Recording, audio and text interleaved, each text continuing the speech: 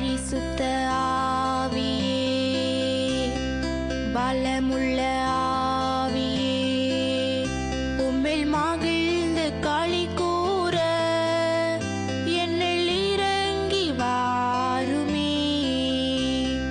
பரிசுத்த ஆவியே, பலமுள்ள ஆவியே, உம்மில் மகிழ்ந்து களி கூற என்னில் இறங்கி வாருமே.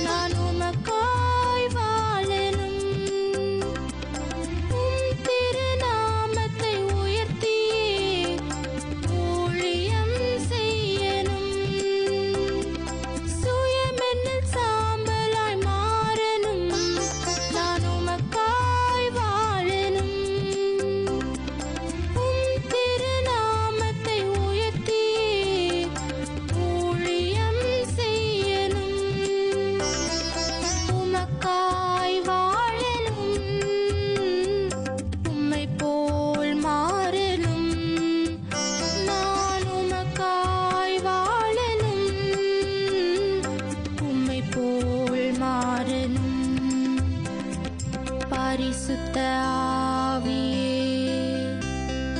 பலமுள்ள ஆவியே, உம்மில் மகிழ்ந்து களி கூற என்னில் இறங்கி வாருமே. பரிசுத்த ஆவியே, பலமுள்ள ஆவியே, உம்மில் மகிழ்ந்து களி கூற என்னில் இறங்கி வாருமே.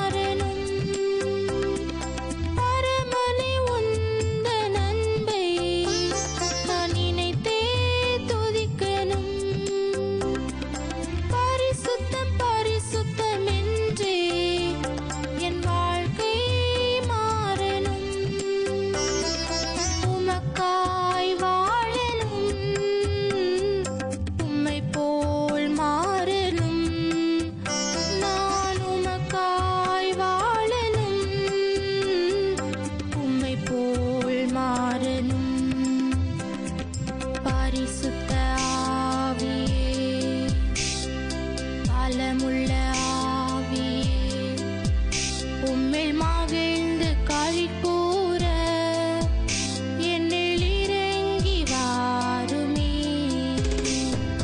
பரிசுத்த ஆவியே, பலமுள்ள ஆவியே, உம்மில் மகிழ்ந்து களி கூற என்னில் இறங்கி வாருமே. வேற வீட்டில் பிறந்திருந்தா இன்னும் கொஞ்சம் சந்தோஷமா இருந்திருப்பேனே அப்படின்னு எத்தனை பேர் சொல்றீங்க? ஒருத்தருமே இல்லையா? உண்மையை சொல்லுங்க. இது மாதிரி அப்பா அம்மாட்ட எத்தனை தடவை சண்டை போட்டிருப்பீங்க? சொல்லியிருப்பீங்கல்ல. உங்களுக்கு போய் நான் பிள்ளையா வந்தேனே, இல்லை எனக்கு போய் நீங்கள் வந்து வாச்சிங்களே. சொன்னது உண்டா இல்லையா? வந்து சேர்ந்துருக்குறீங்க பாருங்க. சொன்னது உண்டா இல்லையா? இல்லவே இல்லை. ஐயோ, 3 தங்கச்சிங்கெல்லாம் தம்பிங்கெல்லாம் நல்ல பிள்ளைங்க, தங்கமான பிள்ளைங்க. ஏன்னா நான் வெளியில் நாங்கள் போகும்பொழுது அப்படி கேட்கும்போது கட்டாயம் கொஞ்சம் பேராவது கை தூக்குவாங்க. உண்மையை பேசுகிறவங்க நிறைய பேர் அங்கே இருந்திருக்காங்க இல்லையா? இல்லை, இங்கே தான் உண்மையை பேசுகிறீங்களா? நிஜமாவே ஏன் தாய் தகப்பன் அல்லது என்னுடைய குடும்பத்தில் என்னோடு கூட பிறந்த சகோதரன் அல்லது சகோதரி அவங்களால நான் சந்தோஷமாக இருக்கேன்னு சொல்கிறவங்க மட்டும் கை தூக்குங்க பார்க்கலாம். எப்பா, ஏராளம் பொய்களை பார்க்க முடியுதப்பா. எல்லாரும் இந்த நேரத்தில் நான் தப்பு பண்ணது இது தப்பா அப்படின்னு ஒரு கேள்வியை கட்டாயம் வச்சுருப்பீங்க. வீட்டில் ஆர்கியூ பண்ணுறதுக்கு அல்லது சண்டை போடுறதுக்கு இது போய் தப்பா அப்படி ஏதாவது கேள்வி இருக்கா? சொல்லுங்களேன். நான் சும்மா தான் ஃபோனில் பேசினேன் ஆண்டி ஃப்ரெண்டுக்கிட்ட, அது தப்பா? அத்தனை பேர் சிரிக்கிறாங்க பார்த்தீங்களா? உண்டா? உண்டு தானே? சும்மா தான் பேசினேன் உடனே தப்பாக நினைக்கிறாங்க. இது யார் வீட்டில் இந்த சத்தம் இல்லவே இல்லை? கை தூக்குங்களேன். இந்த வாண்டு ஒன்று தூக்குது. அதை தவிர எல்லாரும் பேசாமல் இருக்கிறாங்க. அப்போது இந்த பிரச்சனை எல்லா வீட்லேயும் இருக்குது. நான் நார்மலாக பேசினா கூட தப்பாக நினைக்கிறாங்க. இப்படித்தான் ஆரம்பிக்கும் நம்முடைய நட்பெல்லாம். எப்படி ஆரம்பிக்கும்? சும்மா பேசினா தப்பா? இன்னைக்கு ஏதாவது தப்பா இருக்கா? இன்னைக்கு இருக்கிற சினிமா, யாரு சினிமாவே பார்க்காதவங்க இங்க பாடுறா? இருக்க முடியுமா? என் பொண்ணு சினிமாவே பார்த்ததில்ல. இருக்க முடியும்? இங்க 2 பேர் கை தூக்கியிருக்காங்க. தேவனுடைய பிள்ளைகளாய் வாழணும்னு தீர்மானிச்சா நிமிர்ந்து நிற்க முடியும். நான் பேசுறது தப்பா? ஃபோனில் பேசுறது தப்பா? இப்போ இதுக்கு பதில் சொல்லுங்க. பையன்கிட்ட பேசினேன், கிளாஸ்மேட்டு, கிளாஸில் பேசும்போது தப்பு இல்லை, வீட்டில் வந்து ஃபோனில் பேசினா தப்பா? பதில் சொல்லுங்களேன். தப்பு தான். எல்லாரும் தப்பு தான் ஒத்துக்கிறீங்க. நான் பண்ணுறதுல என்ன தப்பு இருக்கு? Why not? நான் ஏன் இந்த தப்பு, இது என்ன தப்பா என்று கேட்கிற பல கேள்விகள். அந்த பல கேள்விகளுக்கு இன்னைக்கு உலகத்தில் வேற ஒரு பதில் இருக்குது. ஏன் பயப்படுறாங்க? எங்களை பற்றி நம்பிக்கை இல்லையா பெற்றவங்களுக்கு? நாங்கள் என்ன அவ்வளோ சீக்கிரம் தப்பு பண்ணிடுவோமா? எதுக்கு எடுத்தாலும் வாசலில் வந்து நின்று எங்கே போகிற, என்ன பண்ணுற? நிறைய பேர் கேட்குறாங்கல்ல வீட்டில். இந்த கொஸ்டின் எல்லாம் பிடிக்கலல்ல. இன்னைக்கு பிள்ளைகளை பார்த்து பெற்றோர் நிறைய பயப்படுறாங்க. ஏன்? இன்னைக்கு நீங்கள் நியூஸ் பேப்பர் எடுத்து பார்த்தீங்கன்னா அதிகமான தற்கொலை முயற்சிகள் 10 வயசுலேருந்து 30 வயசுக்குள்ளார இருக்கிற வாலிபர்கள் நடுவில். ஒத்துக்கிறீங்களா? அதிகமான என்றால் அது 90%. சரி, அதிகமாய் பிள்ளைகள் பிரச்சனைகளுக்கு உள்ளாகி தீயவர்களாய் மாறுகிற சூழ்நிலைன்னு பார்த்தா இந்த 15 வயசுலேருந்து 30 வயசு. ஒத்துக்கிறீங்களா? அதிகமான பிள்ளைகள் இன்றைக்கு மென்டல் ஸ்ட்ரெஸ், அதாவது மன அழுத்தத்திற்கு உள்ளாகி மருத்துவர்களை அதிகமாய் போய் அணுகி மருந்துகளை உட்கொள்ளுகிறவர்கள் இந்த 15 வயதிலிருந்து 30 வயதிற்கு உட்பட்டவர்கள். தெரியுமா அது உங்களுக்கு? இன்னைக்கு அதிகமாய் குடும்பத்திலே யாரால் பிரச்சனை என்று பார்த்தால் இந்த 15லிருந்து 30 வயதுக்குள்ள வாலிப பிள்ளைகளால். ஒத்துக்கிறீங்களா? இன்னைக்கு குடும்ப சூழ்நிலைகளிலே பிள்ளைகள் அவசரமாய் ஒரு 15 அல்லது 20 வயதிற்குள்ளாய் தங்களது வாழ்க்கைக்குரிய முடிவுகளை தெரிவு செய்து கொள்ளுகிறார்கள். இது எல்லா குடும்பத்திலும் நடக்குது. ஒத்துக்கிறீங்களா? நீதிமொழிகள் 24:27 வெளியில் உன் வேலையை எத்தனப்படுத்தி வயலில் அதை ஒழுங்காக்கி. அதாவது அந்த காலத்துலலாம் தொழில் என்ன? வயல்ல விவசாயம் பண்றது. அந்த விவசாயம் பண்றதுக்கு ஒழுங்கு வரணும்னா வெளியில அதற்கான ஆயத்தம் செய்யணும். அந்த ஆயத்தம் செய்துட்டு வந்து முதல்ல உன் காலில் நிற்கணும். அப்போ வெளியில ஆயத்தம் செய்யறது தான் இப்போ படிக்கிறீங்க, உங்க வாழ்க்கைக்காக பாடங்கள் படிக்கிறீங்க. அதன் பிறகு வயலில் அதை ஒழுங்காக்கி உங்க வேலைகளில் ஒரு தொழிலில் ஈடுபடுறீங்க, உங்க சொந்த காலில் நிற்கிறீங்க. அதன் பிறகு பின்பு உன் வீட்டை கட்டு.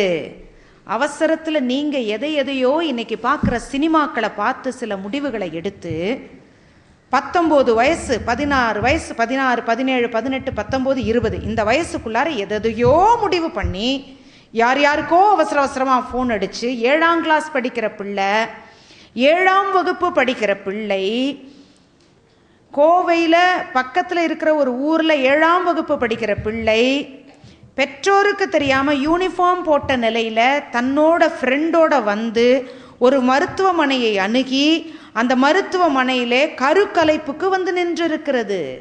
எங்கே போயிருக்குது உலகம்? எதை கற்றுக் கொடுத்து கொண்டிருக்கிறோம்? யார் அந்த பிள்ளைக்கு இதையெல்லாம் சொல்லி கொடுத்தார்கள்? 6ஆம் வகுப்பு படிக்கிற ஒரு பையன் ப்ரௌசிங் சென்டரில் உட்கார்ந்து இந்த உலகத்திலே குப்பை என்று பெரியவர்கள் ஒதுக்கி வைத்த சைட்டுகளிலே போய் அந்த அசிங்கங்களை வேடிக்கை பார்க்க அம்மா சாப்பிடுவதற்கு கொடுக்கிற 10 ரூபாயை தினமும் செலவு செய்து வந்து உட்கார்ந்து வேடிக்கை பார்க்கிறான். இது எங்க நடக்குது? நம்ம வாழ்கிற பகுதிகளிலே. எங்க போயிட்டு இருக்குது உலகம்? பிள்ளைகள் சிறியவர்களாய் இருந்து கொண்டு அவர்கள் பார்க்க வேண்டாத காட்சிகளை சினிமாவிலே பார்க்கிறார்கள், டிவியிலே பார்க்கிறார்கள். அது தப்பே இல்லை என்று உலகம் அதை காண்பித்து கொண்டிருக்கிறதுனால இந்த பிள்ளைகள் அந்த முயற்சிகளிலே வாழ வேண்டிய வயசிற்கு முன்பதாக அதை வேடிக்கை பார்க்கவும் அந்த சுவையை கொஞ்சம் டேஸ்ட் பார்க்கவும் உள்ள இறங்குது. அது ஆபத்திலே போய் முடியும் என்று தெரியாமல் அந்த பிள்ளை அதில் கை வைக்குது. இது தப்பா ரைட்டா? இப்போ சொல்லுங்களேன். அப்போ முதலாவதாக ஏன் வந்து வயலிலே உன் வேலையை, வயலில் போகிறதுக்கு முன்னால் வெளியிலே உன் வேலையை எத்தனைப்படுத்தி வயலிலே அதை ஒழுங்காக்கி பின்பு வந்து உன் வீட்டை கட்டுன்னு கர்த்தர் தெளிவாக சொல்லி கொடுத்துருக்கிறாருன்னா, எந்தெந்த வயதிலே எது எது எப்படி எப்படி நடக்குமோ அது கர்த்தர் விருப்பம் இல்லாமல் நடந்தது என்றால் வாழ்நாளெல்லாம் நீ கண்ணீரிலே இருப்பாய். நீ அவசரமாய் இப்பொழுது எதையோ இது சுவை தரும், இது நல்லா இருக்கு, கொஞ்ச நேரம் இந்த பையனோட ஃபோனில் பேசிட்டு இருந்தா நல்லா தானே இருக்கு, இதில் என்ன இருக்கு தப்பு, கொஞ்ச நேரம் செல்போனில் பேசினா என்ன தப்பு என்று தான் நீ ஆரம்பிக்கிறாய். அதை உன்னால நிறுத்த முடியல. காரணம், இன்றைக்கு ஆவியின் கனிகளிலே 9வது கனி இச்சை அடக்கம். எந்த நயகரா நீர்வீழ்ச்சியோட தண்ணீரை பற்றி நீங்கள் கேள்விப்பட்டிருப்பீங்க. இங்கே எத்தனையோ நீர்வீழ்ச்சிகளை பார்ப்பீங்க. வேகமாய் கொட்டுகிற அருவிகளினால உங்களுக்கு எலக்ட்ரிசிட்டியும் எனர்ஜியும் பவரும் கிடைச்சிருமா? அது ஒழுங்குமுறைப்படுத்தப்பட்டு எப்படியாக அந்த தண்ணீர் தேக்கம் செய்து வைக்கப்பட்டு அது எந்த விதத்திலே அது எலக்ட்ரிசிட்டியையும் அது உங்களுக்கு மின்சாரத்தை கொடுக்க வேண்டும் என்ற அமைப்பிற்கு உட்படுத்தப்படுகிறதோ அப்பொழுதுதான் அதிலிருந்து உங்களுக்கு பலன் உண்டாகும். வெறுமனே ஆராய் கொட்டி கொண்டிருக்கும் பொழுது காட்டாற்று வெள்ளத்தினால பிரயோஜனம் என்ன? உங்க வாழ்க்கையில காட்டாற்று வெள்ளம் போல வருகிற ஆசைகளினால் பயன் இல்லை. அது இந்த வயசுல, இந்த காலகட்டத்தில், இந்த கடைசி நாட்களிலே உங்களுக்கு ஏராளமாய் மலிவாய் கடைசரக்காய் கிடக்கிறது இன்றைக்கு இருக்கிற வாலிப இச்சைகள். அதை கொண்டு வந்து ரொம்ப சர்வசாதாரணமாய் உங்க கையில இருக்கிற மொபைல் கைபேசி வழியாய் பிசாசு கொண்டு வந்து வைத்து விட்டான். கையில செல்போன் இருக்குது. அந்த செல்போனுக்கு அப்பா அம்மாவுக்கு தெரியாம எவ்வளவு வேணா நீங்க சிம் கார்டு வாங்க முடியும் இல்லையா? நினைச்ச மாதிரி அட்ரஸே இல்லாதபடிக்கு சிம் கார்டை வாங்கி தவறான வழிகளிலே உபயோகப்படுத்துகிற ஒவ்வொரு நிமிஷமும் பிசாசு அதிகாரத்தை கர்த்தரிடத்துல வாங்கி கொண்டிருக்கிறான். இதோ உங்க பிள்ளை, இதோ தப்பு செஞ்சிட்டு இருக்கிறான், இதோ அவனை இறுக்கி பிடிக்கிறதுக்கு எனக்கு அதிகாரம் கிடைச்சிருச்சு, தப்பு செய்யிட்டான், இதோ அடுத்த முறை அவன் கழுத்தை பிடிக்கிறதுக்கு எனக்கு அதிகாரம், அவன் காலை பிடிப்பேன், அவனை நசுக்குவேன், அவனை திருப்பி போடுவேன், சமாதானம் இல்லாம ஆட்டி படைப்பேன், அவன் வாழ்நாளெல்லாம் அழ வைப்பேன் என்று உரிமை வாங்கி கொண்டே போகிறான். பிசாசு உரிமையை வாங்கிக்கிட்டே போறது எப்ப தெரியுமா? அடுத்தடுத்து நீங்க தெரியாம யாருக்கும் தெரியாதுன்னு நீங்க செய்யற ஒவ்வொரு தப்பும் ஒவ்வொன்றாய் பிசாசின் பிடி உங்க கழுத்தை நெருக்கிறதுக்கு நீங்க கொஞ்சம் கொஞ்சமா அவனுடைய நெருக்கத்தை நீங்க அதிகரித்து கொண்டிருக்கிறீங்க. அதுக்கு தான் வேதம் தெளிவாய் சொல்லுகிறது, பிசாசுக்கு இடம் கொடாமல் இருங்கள். இடம் கொஞ்சம் கொடுத்துட்டீங்கன்னாவே அவன் வந்து உங்களுக்கு ரூலர், ஆட்சியாளர் ஆயிடுவான். அவன் சொல்றதுக்கு நீங்க அடிமையாய் ஆகத்தான் வேண்டும். அவனுக்கு அடிமையாகி கண்ணீரில் நிற்கும் பொழுது கடவுளுக்கு கண் இல்லையா, காது இல்லையா? கேட்டு பிரயோஜனம் இல்லை. உங்க வாழ்க்கை எங்க போயிட்டு இருக்குது? ஒரு முறை பெர்னாட் ஷாவினிடத்துல ஒரு குழந்தை வந்து கேட்டது, அவர் அவசரமா மீட்டிங்க்கு போயிட்டு இருக்கும்பொழுது ஒரு குழந்தை வந்து கேட்டது, வேகமா ஒரு சின்ன பூச்சியை கையில பிடிச்சு, அங்கிள் இந்த பூச்சி என் கையில இருக்குதே, இந்த பூச்சி உயிரோட இருக்கா செத்துருச்சா? அவர் செத்துருச்சுமான்னு சொன்னா இதோ பாருங்கன்னு பறக்க விடும். இல்ல உயிரோட தாமா இருக்குன்னு சொன்னா கையால நசுக்கிட்டு இதோ பாருங்க செத்து போச்சுன்னு சொல்லும். அது என்ன சொல்ல வருது, எப்படிப்பட்டதுன்னு, எப்படிப்பட்ட கேள்வியை கேட்டிருக்குன்னு அவருக்கு தெரியும். அவர் அறிஞர். ஆகவே அந்த அறிவோடு அந்த பிள்ளைகிட்ட பதில் சொல்லணும். அதனால பக்கத்துல மெதுவா உட்கார்ந்து சொன்னார், இந்த பூச்சி உயிரோடு இருக்கிறதும் செத்து போறதும் பாப்பா உன் கையில இருக்குதுன்னாரு. உன் வாழ்க்கை இன்னைக்கு கர்த்தர் உன் கையில கொடுத்திருக்கிறார். உன் வாழ்க்கைக்குள்ளார இருக்கிற, உன்னுடைய கைக்குள்ளார இருக்கிறது உன்னுடைய ஆத்துமான்ற ஒரு சின்னஞ்சிறு உயிர். அந்த ஆத்துமாவை நீ உயிரோட காப்பாற்றி பரலோகத்துக்கு கொண்டு போறதும், அதை நசுக்கி கீழே போட்டுட்டு நீயும் கண்ணீர்ல இருந்துட்டு பாதாளத்துக்கு போறதும் யார் கையில் இருக்கு? நீங்க எதை சூஸ் பண்ண போறீங்க? கண்களுக்கு பார்க்கறதெல்லாம் நல்லா தெரியும். இந்த வாலிப வயசுல தவறுகள் எதுவுமே தெரியாது. அதுவும் குறிப்பாக மாற்றுப்பாலாரோடு நீங்கள் பேசும் பொழுது, ஒரு பெண் பிள்ளை ஒரு பையனோட பேசும் பொழுது எல்லாம் நல்லா தான் தெரியும். நல்லது தான் கண்ணு முன்னால் வரும். அவனிடத்திலே இருக்கிற நல்ல குணங்களை தான் கண்ணு முன்னால் அவனும் காட்டுவான். whenever a girl talks to a boy, whenever a boy talks to a girl, he will show his best part out. நீங்க வந்து ஒரு பையனோட பேசணும்னா என்ன செய்வீங்க? உங்ககிட்ட இருக்க குறையவெல்லாமா முதல்ல சொல்ல போறீங்க? முதல்ல அவங்கிட்ட உங்களை ரொம்ப சிறந்த ஆட்லா காமிச்சுக்க விரும்புவீங்க. அதே போலத்தான் ஒவ்வொரு பையனும் உங்களோட பேசும் பொழுது. அப்போ நீங்க பார்க்கறதெல்லாம் மாயை. அந்த மாயை எந்த வயசுல பார்க்கறீங்க? எது சரி எது தவறு என்று தீர்மானம் செய்ய முடியாத நிலைமையில அந்த வயதிலே நீங்கள் தீர்மானிக்கிறீர்கள். அதன் பிறகு வாழ்நாளெல்லாம் ஓலமிடுகிறீர்கள். வாழ்க்கையில கிட்டத்தட்ட பாதி நிலைக்கு வரும் பொழுதுதான் கர்த்தர் அவனுக்குன்னு ஒரு ஏற்ற துணையை கொண்டு வருகிறதை பார்க்கிறோம். அப்போ அந்த வயசு வரைக்கும் நீங்க அவசரப்பட்டு தெரிந்து கொள்ளுகிற ஒவ்வொன்றும் உங்களுக்கு ஆபத்தை விளைவிக்கும். தெரியுதா உங்களுக்கு? இது புரியுதா? யாருடையாவது பேசினா உடனடியா தப்பா நினைக்கிறாங்களேன்னு நினைக்கிற நீ நடந்து போகும் பொழுதே உனக்குள்ளார ஒரு ஆண்டனா இருக்கணும். ஒரு ஆண்டனா இருந்து கொண்டு சொல்லும், ஆபத்து வருது ஆபத்து வருது, உஷார் உஷார்னு சொல்லணும். ஒரே ஒருத்தன் கொஞ்சம் நயமாய் பேசிவிட்டால், அல்லது ஒரு பெண் பிள்ளையை உன்னிடத்திலே தம்பி நயமாய் வந்து பேசிவிட்டால், முதல்ல உடனே இது வந்து அசுத்தத்துக்காக, உடனே காம விகாரத்திற்காக, உடனே உங்களுடைய கண்களை திருப்பி விடுவதற்காக அல்ல. வாழ்க்கையில திருமணம் என்கிற ஒரு காரியம்தான் ஆண்டவர் ஆசீர்வதிச்சு கொடுத்த ஒரே உறவு. அந்த உறவை சுற்றி தான் ஆண்டவருடைய ஆசீர்வாதம் உங்களை என்னைக்கும் காத்து கொள்ளும். அந்த உறவு தேவன் அமைத்து கொடுத்தால் மட்டுமே அது ஆசீர்வாதமாய் இருக்கும். ஒரு பிள்ளை வளருதுனாவே வளர்ந்த உடனேயே நீ என்ன நினைச்சிடக்கூடாது, நான் பார்க்கிறவங்களுக்கெல்லாம், பார்க்கிறவர்கள் எல்லாரும் ஒருவேளை இதுதானோ இவர்கள் தானோ என்னோட திருமண உறவிலே வருவார்கள். நீங்க கொஞ்சம் நிமிர்ந்து பார்த்து உங்களுடைய தாய் தகப்பன் அந்த வயதிலே இருக்கிறவர்கள் வாழ்க்கை அதையெல்லாம் பார்த்தீங்கன்னா உங்களுக்கு தெரியும்.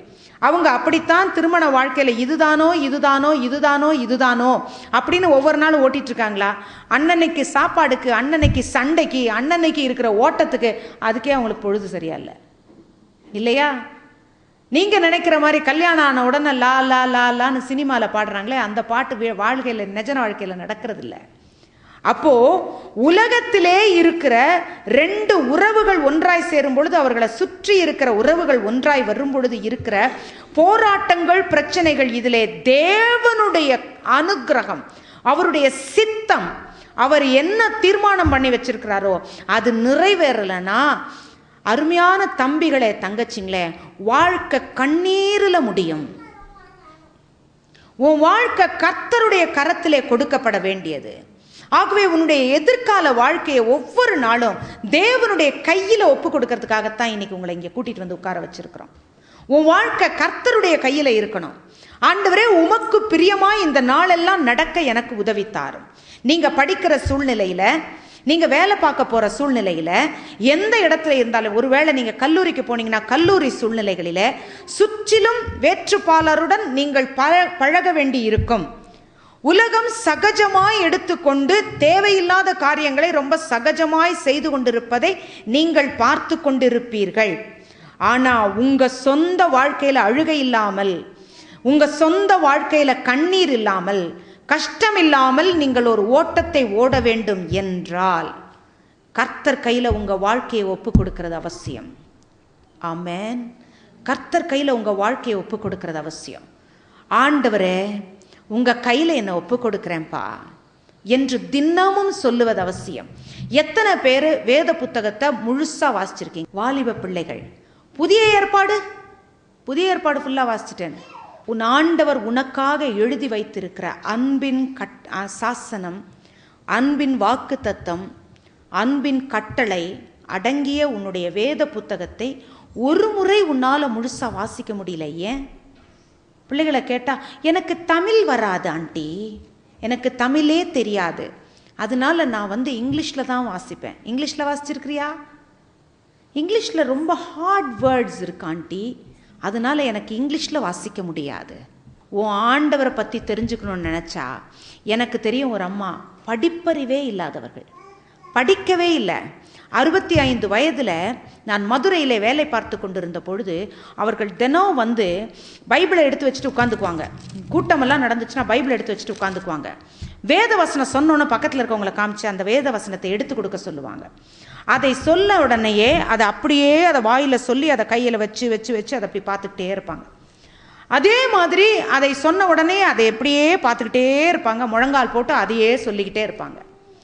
நான் அங்கே சரியாக 4.5 வருஷம் இருந்தேன். 4.5 வருஷம் முடிஞ்ச போது அவங்களுக்கு பரிச்சயமான அத்தனை வேத வசனமும் மனப்பாடம் மட்டும் இல்லை, அது எங்கே இருக்குன்னு அவங்க காட்ட முடியும்.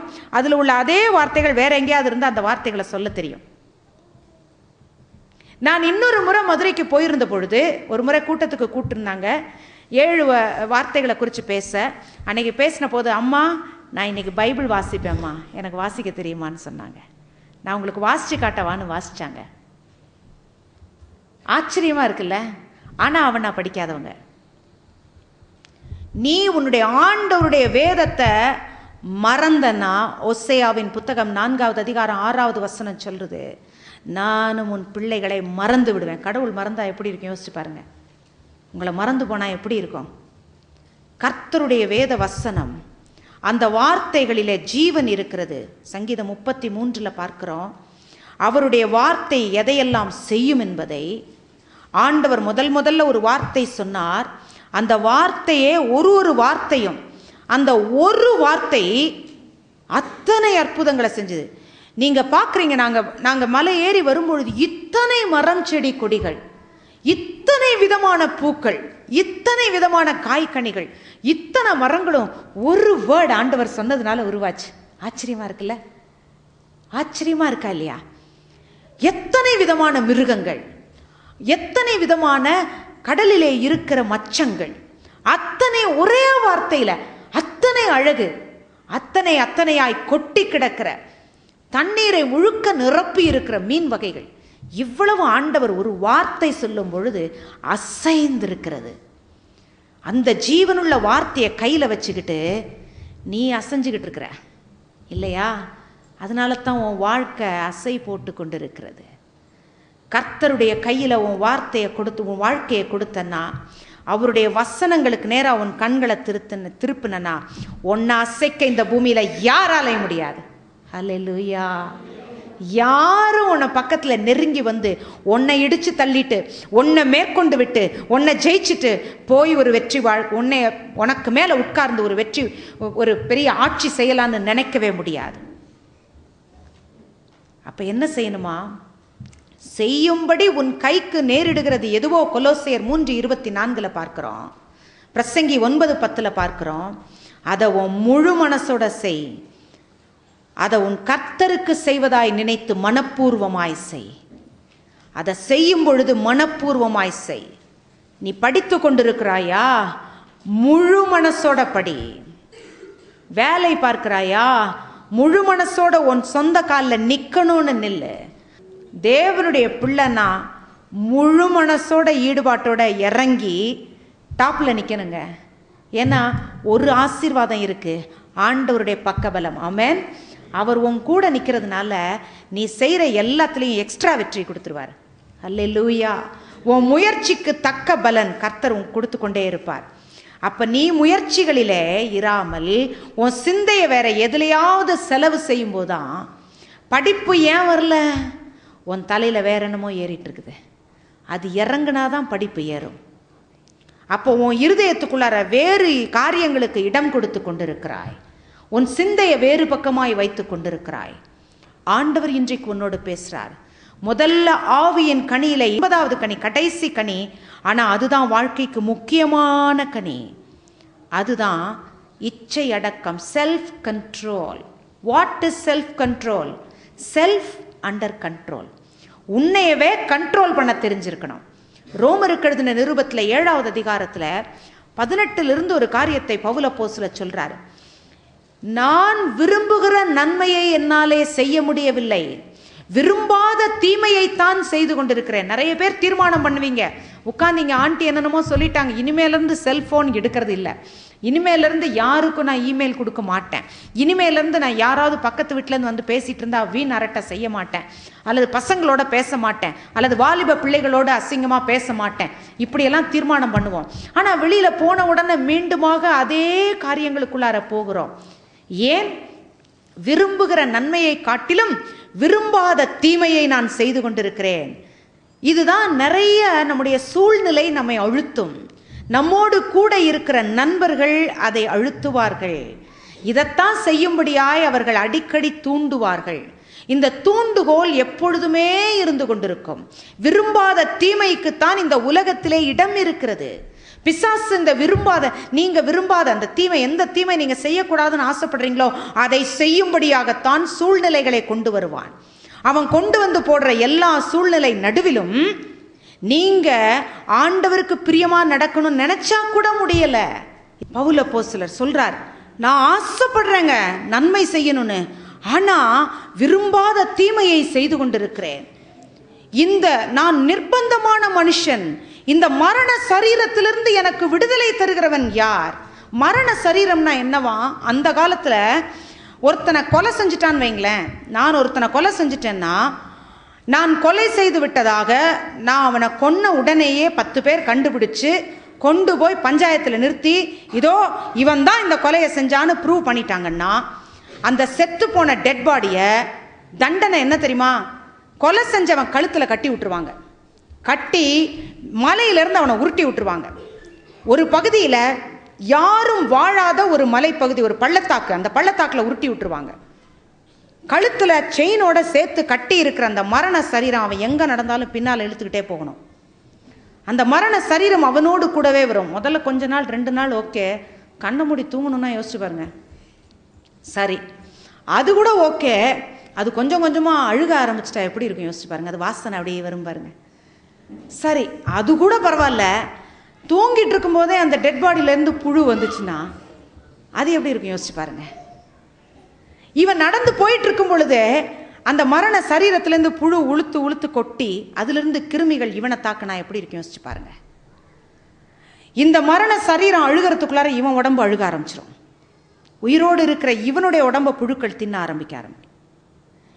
இப்படியாக ஒரு விதமாக, அல்லது அவன் அந்த பயத்திலே அந்த வேதனையிலே இப்படி உருட்டி விடப்பட்ட மற்ற மரண சரீரங்களை உடையவர்கள் அங்கே நடந்து கொண்டிருக்கிற அந்த இடத்துல இவன் வாழ்ந்தே அவன் செத்து போகணும். இதைத்தான் அவன் பவுல் அப்போஸ்தலர் அங்க சொல்றார், நிர்பந்தமான மனுஷன் நான், இந்த மரண சரீரம் என்னோடு கட்டப்பட்டிருக்கிறது, இதிலிருந்து எனக்கு விடுதலை தருகிறவன் யார்? நீ ஆசைப்பட்டாலும் வெளியே வர முடியாத இச்சைகள், நீ ஆசைப்பட்டாலும் வெளியே வரவே முடியாத வேதனைகள் உன்னை இன்னைக்கு அழுத்திட்டு இருக்கிறது. இன்னைக்கு வாலிப பிள்ளைகளுக்கு ஏன் தற்கொலை ஆசை? ஆசைப்பட்ட ஒன்று உடனே கிடைக்கலன்னா உடனே தோல்வியை தாங்க முடியல, அவங்களால மென்டல் ப்ரெஷர் தாங்கவே முடியாது. காரணம் என்ன? சின்னதிலிருந்து செல்லமாய் வளர்க்கப்பட்டவர்கள், விரும்பினதை எல்லாம் வீட்டில் வாங்கி கொடுத்து அப்படியே ராஜாத்தி ராசான்னு சொல்லி வளர்த்துட்டாங்க.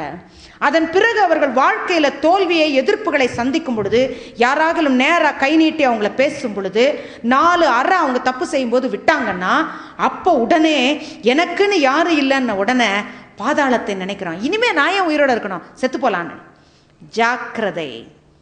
உங்க உயிர் உங்க கையில நீங்களா மாச்சிக்கிறதுக்காக கர்த்தர் உங்களை சிருஷ்டிக்கல. என்னைக்கு உங்க உயிரை நீங்க மாச்சிக்கலான்னு தீர்மானம் பண்றீங்களோ ஒன்னு ஞாபகம் வச்சுக்கோங்க, நீங்களா உங்க உயிரை எடுக்க தீர்மானம் பண்ணி உங்க உயிர் உங்க சரீரத்தை விட்டு பிரிஞ்ச நிமிஷமே பாதாளத்தில் கிடப்பீங்க. பிசாசு உங்க மேல ஏறி உட்கார்ந்து நெருப்புல உங்களை வச்சு அவனுடைய ஆட்சியை ஆரம்பிச்சிருவான். அப்படிப்பட்டவங்களுக்கு ஒரு நாளும் பரலோகம் கிடையாது, நேரடியா நரக குழி. இங்க இருக்கிற கஷ்டம் வேண்டான்னு நினைச்சு தற்கொலை முயற்சியை தேட ஆசைப்பட்டீங்கன்னாவே அடுத்த நிமிஷம் இந்த வேதனை போல பல 1000 மடங்கு வேதனைக்கு உங்க ஆத்துமா எரி நெருப்புக்கு தயாராகணும். ரெடியா இருக்கீங்களா? இன்னைக்கு அதுதான் உங்களுக்கு புரியாம இருக்கிற காரியம். உடனே இன்னைக்கு வாழ்க்கையின் போராட்டம் தாங்க முடியலன்னா தற்கொலையை நோக்கி ஓடலாம் நினைக்கிறியே. உன் ஆண்டவர் உன்னை சிருஷ்டித்தது ஜீவனுள்ளோர் தேசத்திலே நீ பங்கடைய வேண்டும் என்பதற்காய். ஜீவனுள்ளோர் தேசத்துல நீ பங்கடையணும்னா உன் உயிரை நீ எடுத்துக்க உனக்கு உரிமை இல்லை என்பதை நீ புரிந்து கொள்ள வேண்டும். அப்போ இந்த பூமியில கர்த்தருக்கு பிரியமான ஒரு நடக்கை என்று ஒன்று உண்டு. அந்த நடக்கையில நடக்கும் பொழுது இங்க கஷ்டப்பட்டவங்களா இருந்தாலும் தேவனோடு ராஜ்யம் செய்வோம். ஹல்லேலூயா. அதுதாங்க பரலோக வாழ்க்கை. இந்த நிமிஷம் எனக்கு மரணம் வந்தாலும் என் இயேசுவோட கூட நடப்பேன்ற உறுதி தாங்க நமக்கு இந்த பூமியில நம்ம சம்பாதிக்க வேண்டிய ஒரே சொத்து. அது வேண்டும் நமக்கு. கர்த்தரோடு நடக்க வேண்டும் என்ற ஆசை வேண்டும். இன்னைக்கு பார்க்கறதுக்கு எல்லாம் நல்லா இருக்கும், யாரோ ஒருத்தரோடு பேசுறது நல்லா இருக்கும், பழகிறது நல்லா இருக்கும், தப்பு செய்யறது கூட தப்பாவே தெரியாது. ஆனா உன் ஆத்துமா அழிவை நோக்கி போய் கொண்டிருக்கிறது. உன் ஆத்துமா அழிவை நோக்கி நரக நெருப்பை நோக்கி போய் கொண்டிருக்கிறது. பிசாசனுடைய பிடி இறுகி கொண்டு வருகிறது உன் வாழ்க்கையில. பிறகு தப்புவிக்கவே முடியாதபடிக்கு போய்விட முடியும். அதனால தான் பவுல் அப்போஸ்தலர் சொல்றாரு, என் உடம்ப என் சரீரத்தை அடக்கி ஆளுகிறேன். அவர் சொல்றார், ஆங்கிலத்தில் சொல்லும்போது I am buffeting my body, I am pummelling my body. பம்மெலிங்னா என்ன தெரியுமா? போட்டு குத்து குத்து குத்து குத்துன்னு குத்தி அடங்குறியா இல்லையா அடங்குறியா இல்லையான்னு மேலே ஏறி குத்து சண்டை வீரன் குத்துவான், பார்த்துருக்கீங்களா? அப்படி ஒரு குத்து, ஒரு பஞ்ச் வச்சிருவான், அவன் விழுந்துருவான். விழுந்தவன் லேசா தலையை தூக்கினா அடுத்த பஞ்ச், அடுத்தது லேசா கொஞ்சம் ஜெயிக்கலான்னு தோணும் போது அடுத்து ஒரு பஞ்ச், அப்புறம் நாக் அவுட். அது வரைக்கும் விட மாட்டாங்க, பார்த்துருக்கீங்களா? அதுதான் பவுல் அப்போஸ்தலர் செய்கிறாராம். அவருடைய உடம்புடைய ஆசை எழும்பும் போது ஓங்கி ஒரு பஞ்ச். அது நம்மளால வைக்க முடியாது. வைக்க முடியும்? இன்னைக்கு செல்போன் எடுக்கிற கையை ஓங்கி ஒரு கிள்ளு கிள்ளி நீங்களே கிள்ளிக்குவீங்க, நம்ம செய்வீங்களா? முடியும்? இல்லை, முடியாது. விரும்புகிற நன்மையை காட்டிலும் விரும்பாத தீமையை நான் செய்து கொண்டிருக்கிறேன். என்னோடு இருக்குதுப்பா மரண சரீரம். இதிலிருந்து விடுதலை தருகிறவன் யார்? ரோமர் 7 தொடர்ச்சியா வாசிச்சீங்கன்னா, யார் எனக்கு இதுல இருந்து விடுதலை கொடுப்பார்கள்? அவரே பதில சொல்றார். ரோமர் 8:1-2 வாசிச்சு பார்த்தா, கிறிஸ்துவனுடைய ஆவியானவர், அவருடைய பிரமாணம் என்னை பாவம் மரணம் ஆகியவற்றிலிருந்து என்னை விடுதலையாக்கும். ஹல்லேலூயா. அதனால முதல்ல when you are going wrong, self control வேண்டும் என்றால் first step to self control, accept you are doing wrong. முதலாவதாய் என்னை, என்னுடைய சுயத்தை அடக்குவதற்கு பலம், சுய இச்சை அடக்கம் வேண்டுமென்றால் முதலாவதாய் நான் போய்கொண்டிருக்கிற பாதை சரியில்லை என்பதை நீ உணர வேண்டும். First step. Yes, what I am doing is wrong. நான் தவறு செய்கிறேன் என்று உணர்கிறவன் தான் மாறுவதற்கு ஆயத்தமாயிருக்கிறான். ஒத்துக்கொள்ளாதவன் மாற வழி இல்லை. முதலாவது அவன் இருதயத்தில் நீ உணரணும், நான் செய்கிறது தப்பு, நான் செய்கிறது தப்புன்னு ஆவியானவர் உணர்த்தாமல் இருக்க மாட்டார். நீ என்றைக்கு கர்த்தருடைய பிள்ளையாய் உன்னை அர்ப்பணித்திருக்கிறாயோ, நீ கிறிஸ்துவனுடையவள் என்று உன்னை அர்ப்பணித்திருக்கிறாயோ, அப்பொழுது கர்த்தர் எப்போது பார்த்தாலும் ஆவியானவரை அனுப்பி உன்னோடு பேசிக்கொண்டுதான் இருப்பாய். ஒரு முறை ஒரு வாலிப பையன் இருந்தான். அந்த வாலிப பையன் என்ன செய்தான், ஒரு பிள்ளையை ரொம்ப நேசமாய் ஆசையாய் அவளை விரும்பினான். அந்த பிள்ளை பார்த்தீர்கள் என்றால் ஒரு மந்திரவாதியினுடைய மகள். அவளுக்கு என்னன்னா, எப்படியாகிலும் அவனை கல்யாணம் பண்ணிக்கணுன்ற ஆசை. ஆனால் இவனோ கர்த்தரை அறிந்த ஒரு பையன், கர்த்தரை அறிஞ்ச ஒரு கிறிஸ்தவ பையன். ஆனால் இந்த பிள்ளைய தினம் பார்க்கறது தான் அவனுக்கு இஷ்டம், அவளோட பேசுறது தான் அவனுக்கு இஷ்டம். ஆகவே வீட்டார் எவ்வளவோ சொன்ன போதும் கேட்கவில்லை. அவன் என்ன செய்தான், அவளோடு பேசுவதை பழகுவதை ஆசையாய் கொண்டான். அவளை எப்படியாவது திருமணம் செய்து கொள்ள வேண்டும். ஆகவே இயேசுவாவது ஒன்றாவது, காதலுக்கு முன்னால இல்லை கர்த்தராவது ஒன்றாவது இல்லையா? காதலுக்கு முன் கர்த்தர் என்ன, கர்த்தர் குறுக்க வந்தால் கூட அவரும் எனக்கு வேண்டாம் இல்லை? இன்றைக்கு இருக்கிற வசனங்கள், தேவனுடைய பிள்ளையே, கர்த்தருக்கு விரோதமாக நீ ஓடிட்டன்னா உன்னால் ஒரு நாள் சந்தோஷமாக ஜீவிச்சிட முடியுமா? இதோ அவன் காதலுக்கு முன்னால் ஒன்றுமில்லை என்று சொல்லி எனக்கு கிறிஸ்தவ மதமே வேண்டாம் என்று சொல்லி வந்தான். இந்த பொண்ணு போய் மந்திரவாதி அப்பா கிட்ட சொல்லிச்சு, அப்பா நான் ஒரு பையனை நேசிக்கிறேன், ரொம்ப நல்லது, பணக்கார பையனாக இருக்கானா? ஆமாம்ப்பா. இன்றைக்கி பிள்ளைகள் அப்படித்தானே நினைக்கிறார்கள். பணம் இருந்து விட்டால் சந்தோஷம் இல்லை, பணம் இருந்துட்டா போதும், அல்லது ஒரு நல்ல வேலை இருந்துட்டா போதும் என்று நீங்களாகவே தீர்மானம் பண்ணுகிறீர்கள். முதலாவதாய் கர்த்தர் பிரியம் வேண்டும், ஏற்ற வயது வேண்டும், கர்த்தருடைய அனுக்கிரகம் வேண்டும். இதெல்லாம் நினைக்கிறது இல்லை. இங்கே அப்பா கிட்ட போய் சொல்லிட்ட உடனே சரி, யார் பையன்? அவன் ஒரு கிறிஸ்தவ பையன். ஐயோ, மந்திரவாதத்துக்கும் கிறிஸ்தவத்துக்கும் ஆகாது, வேற யாரை வேணா நீ கல்யாணம் பண்ணிக்க ஆசைப்படு, கிறிஸ்தவ பையன் வேண்டாம் என்று அந்த மந்திரவாதி சொன்னான். என் மந்திரத்துக்கு வேலையே இல்லாமல் போயிருமா? அவனுக்கு பயம் அவன். அதனால் அவன் சொன்னான் வேண்டவே வேண்டாம். அந்த பிள்ளை சொன்னான் அதெல்லாம் பரவாயில்லப்பா, அவன் அந்த கிறிஸ்துவெல்லாம் வேண்டாம் விட்டுட்டு வர்றதா சொல்லிட்டான்ப்பா, அதனால அவனை கல்யாணம் பண்ணிக்கலாம்ப்பா. மந்திரவாதி சொன்னா, என்னம்மா யாரை பார்த்து அப்படி சொன்ன? அந்த பையன் வேணா கிறிஸ்து வேண்டான்னு சொல்லிட்டு வரலாம், ஆனா அவன் பிடிச்சிருக்கிறான் பாரு ஒரு கிறிஸ்து, அந்த கிறிஸ்து அவனை விடமாட்டார்.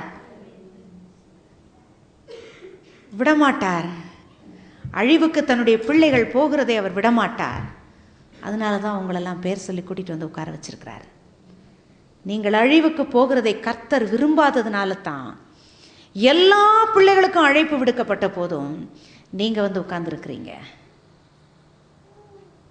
உங்களை திரும்பவும் திரும்பவும் அவருடைய ஆவியானவர் தன் வழியிலே திருப்புவதற்கு ஏக்கத்தோடு வருவார். மனநோவாய் இருந்தானாம் ஏசா. அவன் தேடி கொண்டு வந்த மனைவியரால் எப்பொழுதும் பெற்றோருக்கு மனநோவு, எப்பொழுதும் பெற்றோருக்கு மனநோவு.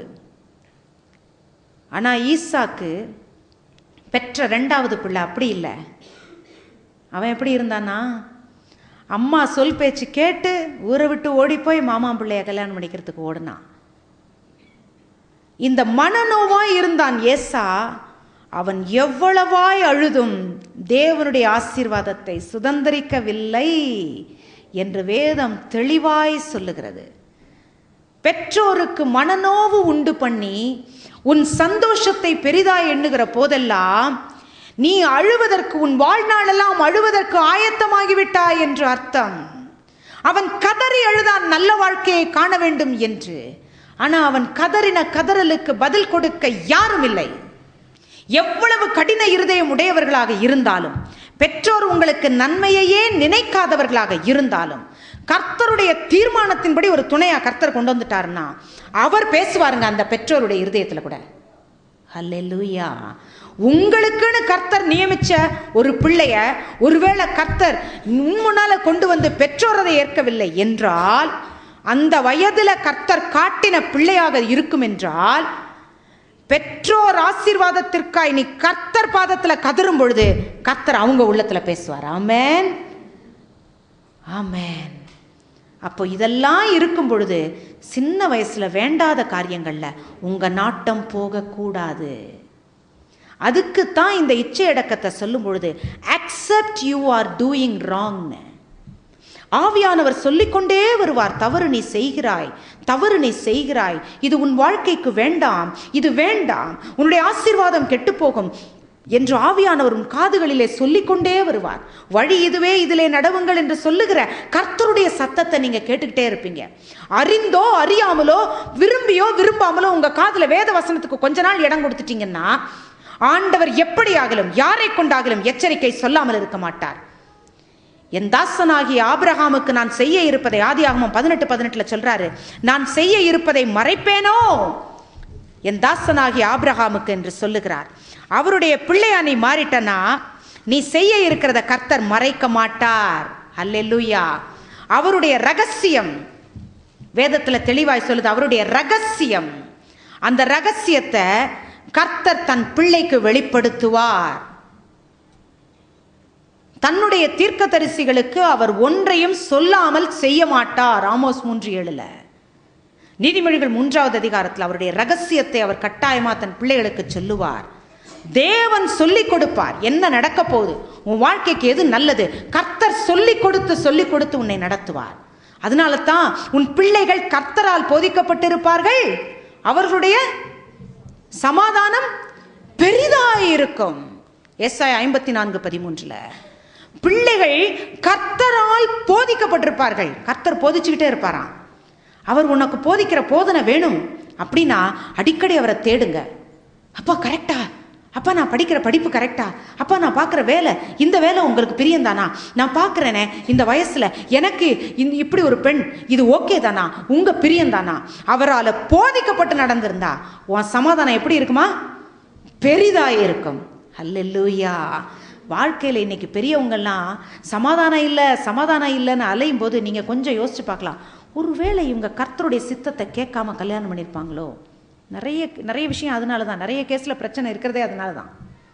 ஆமாம், நிறைய பேர் பையன் என்ன பண்ணுறாரு, குடும்பம் எப்படி இருக்கு, வேலை நல்லா இருக்கா, கையில் காசு இருக்கா, இப்படி பார்த்து தான் அது வேற. அதுக்கு பிறகு எப்படி இருந்தாலும் யாரா இருந்தாலும் கல்யாணம் பண்ணலான்னு. ஆனால் கர்த்தர் அந்நிய நுகத்திலே அவ்விசுவாசிகளோடு பிணைக்கப்படாதிருப்பீர்களாக.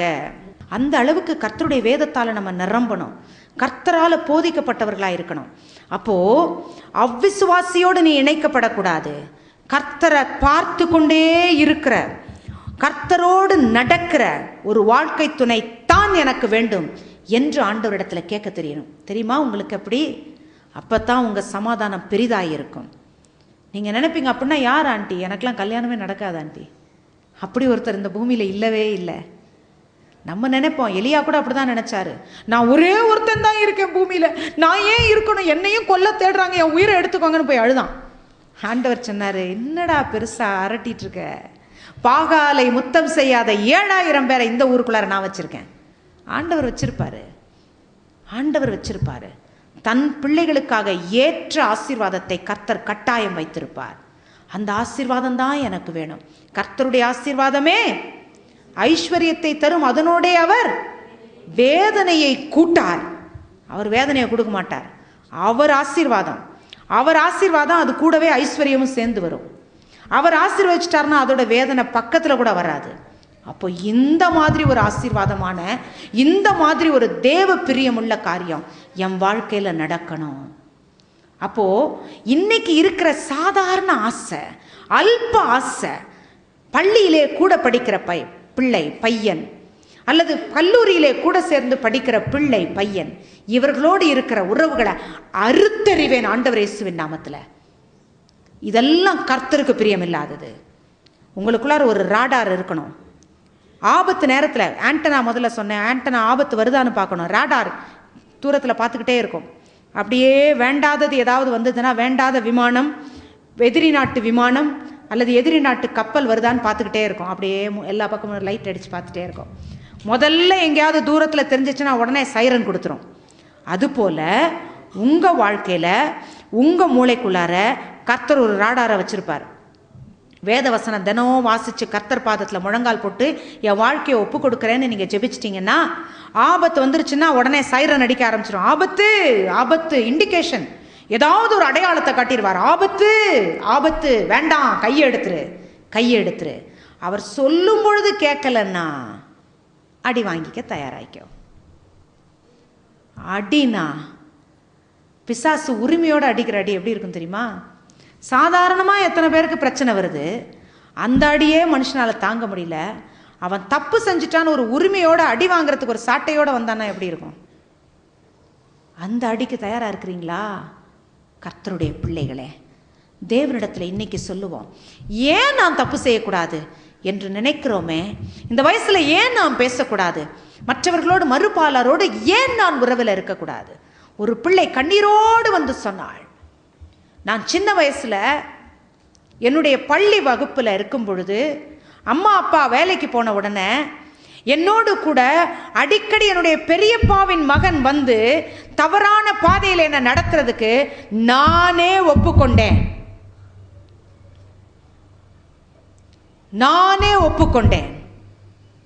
இன்னைக்கு என் வாழ்க்கை நரகமாக இருக்கிறது.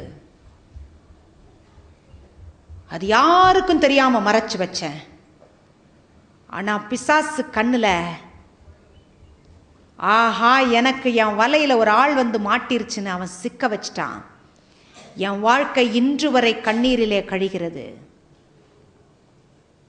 25 வயது பிள்ளை 45 வயசு லேடி மாதிரி வந்து உட்கார்ந்துருந்தது முன்னால.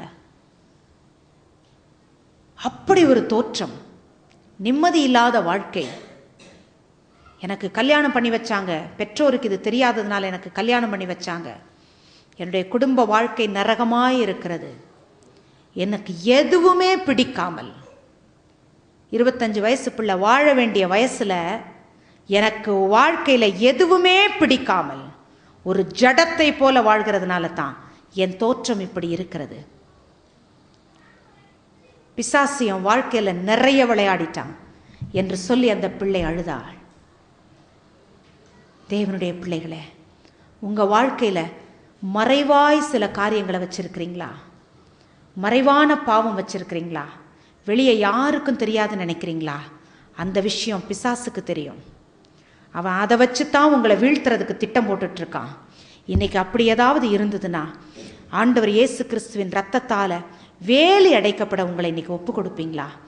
கர்த்தருடைய கையில நீங்க உங்க வாழ்க்கையை ஒப்பு கொடுத்துட்டீங்கன்னா எது மறைவாக இருந்தாலும் கர்த்தர் அதை அப்படியே அவர்கிட்ட சொல்லி bring it to the Lord. அதான் 2வது படி.